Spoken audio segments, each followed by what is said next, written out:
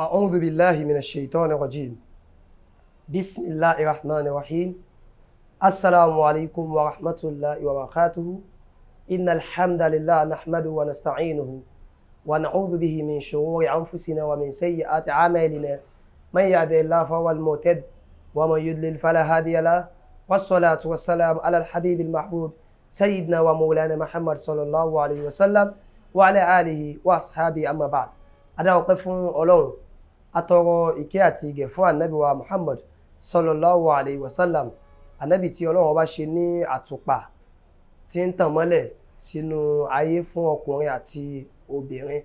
Ìkẹ́ àti ìgẹ̀ kó mọ́ dúró lórí ànábì kó sàn lórí àwọn aráalé ànábì látọrí àwọn sàhábà kó sàn lórí àwọn tábìí látọrí àwọn tábìí kó sàn lórí àwọn tábìí lẹ́yìn wá gba náà mú kí gbogbo ojú tí ń wò mí ní kíkí àlàáfíà wípé ìkẹ́ Ọlọ́run àánú Ọlọ́run orí ajẹ́njẹ́ tán Ọlọ́run kó máa bá ẹnìkankan wa gbé. Èyí tí a fẹ́ fi bára wa sọ̀rọ̀ lónìí láti iléeṣẹ́ wa Qiblatyn TV ọ̀rọ̀ kan ni tí ó ṣe pàtàkì pàápàá jùlọ fún ẹni tí ò tí ì lọ́kọ àbí ẹni tí ò tí ì láya. Bákan náà ẹni tóun náà ti ní kóun náà mú ẹ̀kọ́ tí ó máa fi lo ayé rẹ̀ nínú ọ̀rọ̀ tí a fẹ́ sọ yìí. Òun náà ni wípé báwo ni a ṣe lè choose life partner wa. Ànábì wa Muhammad sallallahu alayhi wa sallam Ànábì jí ó yé wa nínú ìkánú àwọn rẹ̀ wípé idha atakum man tardawna dinahu wa khulquhu fazawwijuhu. Ó ní bí ẹni tí ẹ̀sìn rẹ̀ tẹ́ yín lọ́rùn tó bá wá bá yín àti ẹni tí ìwà rẹ̀ tẹ́ yín lọ́rùn tó bá wá bá yín fún ọmọ, Ànábì ní ẹ fún un lọ́mọ nítorí wípé ohun tí a máa ń wò tí a máa fi ń fúnni ní ọmọ òun ní bẹ ní ara rẹ̀ òun.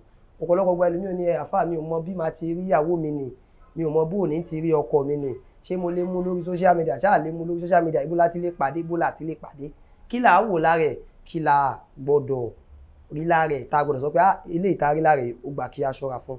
Ọlọ́run bá ta'ala ń bá wa sọ̀rọ̀ nínú Suratul Nahl ba'da al-isti'adhati wal basmala wípé wallahu ja'ala lakum min anfusikum azwaja. Ọlọ́run ní èmi ni mo dá yín fún ara yín, a dá ọkùnrin fún obìnrin, a dá obìnrin náà fún ọkùnrin. Ẹni tí ò bá mọ kí là ń wò lára obìnrin, kí là ń wò lára ọkùnrin àti wípé báwo la ṣe lè rí ẹnì kejì wa, irú ẹni bẹ́ẹ̀ yóò kàn máa dààmú ni.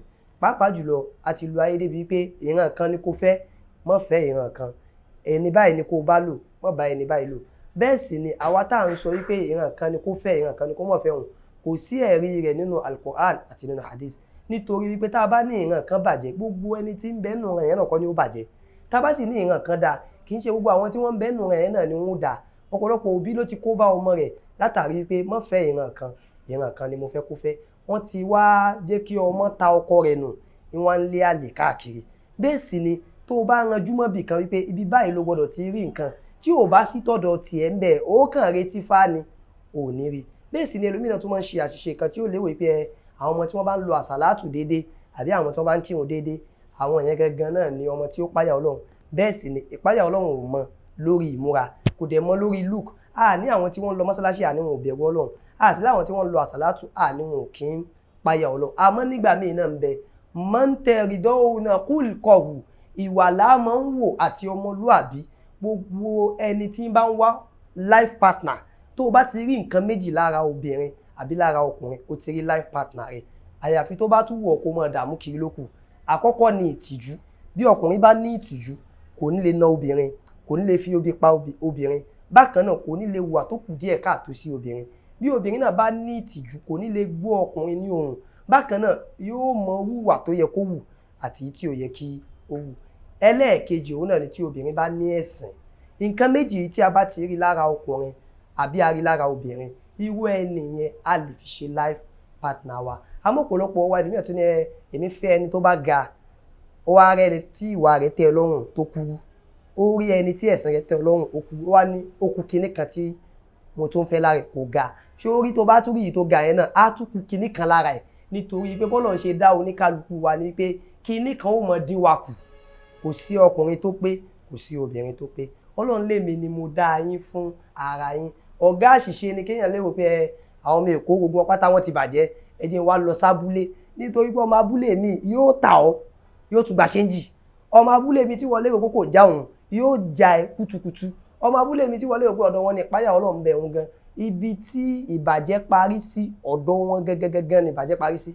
Ló fi yẹ pé téèyàn bá ń wá life partner mọ́ sọ wípé ìran kan, mọ́ sọ wípé èèyàn kan tó bá rí báyìí àbẹ́nìkan tó bá rí báyìí, gbà wípé béèyàn bá ti ní ìwà, tó bá ti ní ẹ̀sìn, tó wá ní ìtìjú, irú ẹni bẹ́ẹ̀ ó ṣe fi ṣe life partner. Ọ̀pọ̀lọpọ̀ obìnrin tí ó wà single nísìn kì í ṣe pé inú kádàrá Ọlọ́run ni kó wà single, àmọ́ ẹlòmíì ti yanbọ jù, kinní kan ni lágbájá òní, kinní kan ni tàmẹ̀dò òní. Ẹni tó bá padà máa gbé sílé náà àbẹ́ni tó bá padà máa gbé ọ sílé náà, òun náà ó tún ní kinní kan tí ó kù díẹ̀ fún.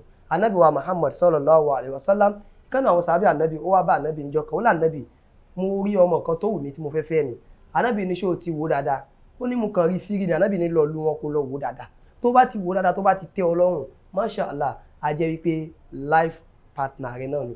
Ẹni tó fẹ́ fẹ́ ó dáa púpọ̀ ká wo ara wa dáadáa. Kò síbi tá a ti lè pàdé ara wa. A lè pàdé ara wa lórí social media. Ẹlòmíì ní ìgbéyàwó social media kì í last. Ìta pàdé mú mọ́sálásí gan tọ́lọ́run bá ní yóò last ni. Bẹ́ẹ̀ sì ni a tún máa ń ṣe àwọn àṣìṣe kan. Àṣìṣe tẹ́lẹ̀ mi máa ń ṣe ni pé ẹlòmíì máa ń nígbàgbọ́ ní wípé bóyá virginity ni ó máa define bí marriage yẹn ṣe máa rí àbí marriage yẹn máa ṣe last tó. No, virginity ṣe ń bẹ̀ ni, òun kọ́ ni gbogbo nǹkan. Àmọ́ yóò obìnrin tí ó jẹ́ virgin tí ò ní lẹ́kọ̀ọ́, àmọ́ yóò obìnrin tí ó jẹ́ virgin tí ó rúdù, àmọ́ yóò obìnrin tí ó jẹ́ virgin tí ò ní páyà Ọlọ́run. Kò ń ṣe pé bóyá ìpáyà Ọlọ́run ló jẹ́ kó jẹ́ virgin di àsìkò yẹn, bóyá kò kọ́ opportunity gan ni.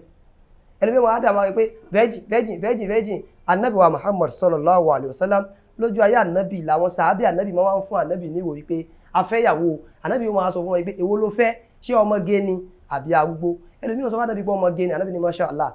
Ẹlòmíì sọ fún ànábì pé arúgbó ni, ànábì ní mashallah, ó dáa púpọ̀. Àmọ́ kò bá dáa tó bá jẹ́ pé ọmọge náà ni. Kì í ṣe pé bóyá arúgbó náà wà ní kéèyàn kọnu sí àbẹ́ni tó bá ti disvirgin àbí kò tiẹ̀ ní value kankan mọ́. Ní tó mátà gangan ni wípé ṣé ó ní quality obìnrin. Quality obìnrin òun náà ni ìtìjú. Ẹlẹ́ẹ̀kejì òun náà ni ẹ̀sìn rẹ̀. Atọ́kùnrin àtobìnrin, àwa méjèèjì tá bá ti lè ní nǹkan méjì yìí, a ní mọ pariwo léra wa lórí, a ní fẹ́ kí ara lékejì kí wọ́n gbọ́ ariwo wa. Even tó bá gba kí ọkùnrin dákẹ́ fún obìnrin, yóò dákẹ́ fún obìnrin nítorí pé ó ní tìjú. Kò ní fẹ́ káwọn èèyàn mọ náwó sí òun wípé lágbájá àti lágbájá tí wọ́n ń jà, ọkọ tí ó ń bá ìyàwó jà nù. Irú ọkùnrin tó bá ní tìjú yẹn kò ní fẹ́ na ìyàwó rẹ̀, kò ní fẹ́ jẹ́ kí ìyàwó gbé ẹjọ́ lọ sí ọ̀dọ̀ àwọn ẹbí òun. Àwọn ọkùnrin tí ò bá ní tìjú, tó bá mu títán, yóò jábọ́ sí kọ́tà, yóò tún ná ìyàwó tó bá délé nítorí pé kò ní ìtìjú. Ó wá lè mọ̀ wípé ọmọ bàbá àdínì ni, ọmọ ìyá àdínì ni. Ìyẹn ò kì í ṣe quality tán. Ní tó jẹ́ quality gẹ́gẹ́ ni wípé kí ló ń bẹ lára tòun gẹ́gẹ́. Ẹlòmíì ní mọ́sálásí rẹ̀ láti pàdé o, ìjọ rẹ̀ láti pàdé o, kódà àfáà dẹ̀ ni o. Kódà tó bá jẹ́ àfáà náà tí ò bá ní ìtìjú, kì í ṣe life partner. Eléyìí ni tọ́pọ̀lọpọ̀ ẹlòmíì ò mọ̀. Tó bá ti wá wọnú marriage tán bíbẹ̀ sí ń dá rẹ̀ lẹ́bi pé àbí marriage ló korò ni. Kì í ṣe marriage ló korò. Ìwọ ni kó mọ̀ how to choose your life partner. Kókó mẹ́sẹ̀jì wa tòní òun náà ni wípé Ànábì Muhammad ó sọ fún wa náà rẹ̀ wípé tẹ́ ẹ bá ti rí ẹ̀sìn, tẹ́ ẹ bá ti rí ìwà ẹbẹ́ nìyẹn lọ. Ẹ má sọ pé ìran kan ni, ìran mìíràn. Ó lè jẹ́ ọmọ ìran yín gẹ́gẹ́gẹ́gẹ́ tí ó sì jẹ́ ọ̀dájú. Àmọ́ yẹ ẹlòmíì tí ń sunkún nínú marriage nísìn nítorí pé wọ́n force ẹ̀ fẹ́ ẹni tó ní kó fẹ́ ni. Bẹ́ẹ̀ sì ni àwọn àbáyẹn àwọn máa ń lérò pé ìran àwọn ló dáa jù. Bẹ́ẹ̀ sì ni àwọn ìran yín tàná lẹ̀ mọ̀, àwọn ìran yín tòní wọ́n lè ti já kutukutu tẹ́yìn òsì nímọ̀ pé wọ́n ti já kutukutu. Bákan náà ẹlòmíì náà máa ń ránṣan lórí ibì kan. Ó dìgbà tó bá tó rí ọkùnrin tó ga, ó dìgbà tó bá tó rí ọkùnrin tó kú, ó dìgbà tó bá tó rí obìnrin tó pupa. Ntọ́lọ́run bá ti kọ fún oníkálukú náà ni ó mú àbá àyẹn bọ jù bẹ́ẹ̀ lọ. Àmọ́ rí dájú wípé kó tó dípò kan mú nǹkan tó rí dájú pé o mú ìtìjú lára obìnrin, o sì mú ẹ̀sìn. Ẹni tí ò bá yìí wá mú kíákíá tó ní eléyìí mi ò fẹ́, tọ̀hún mi ò fẹ́, tó bá ra ya àwọn ẹbí rẹ̀ ó padà fọ́ọ̀sì ẹ̀ mú kan. Ìtọ́ bá ní kó mú yẹn yóò padà wá kábàámọ̀ lé lórí pé ìtọ́sí ni kí n mú yìí kò dáa. Ọlọ́run kó jọ jàre, kó mọ̀ jẹ́ kí oníkálukú wa kó mọ̀ jẹ́ àṣìyàn. Gbogbo ẹni tí òun náà sì ń bẹ nínú ìgbéyàwó ọlọ́mọdàlẹ̀ oníkálukú wa. Iléeṣẹ́ wa Qiblatyn Travels Tours, Ọlọ́run kó jọ jàre, kó jẹ́ kí iléeṣẹ́ náà mọ gbòòrò sí, kó mọ̀ da iléeṣẹ́ náà gbogbo àti àjọ ń ṣiṣẹ́ ń bẹ̀ náà.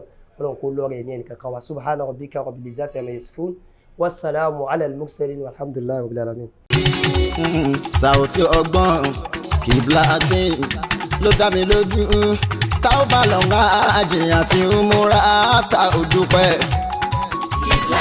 Qiblatyn International Travels Tours.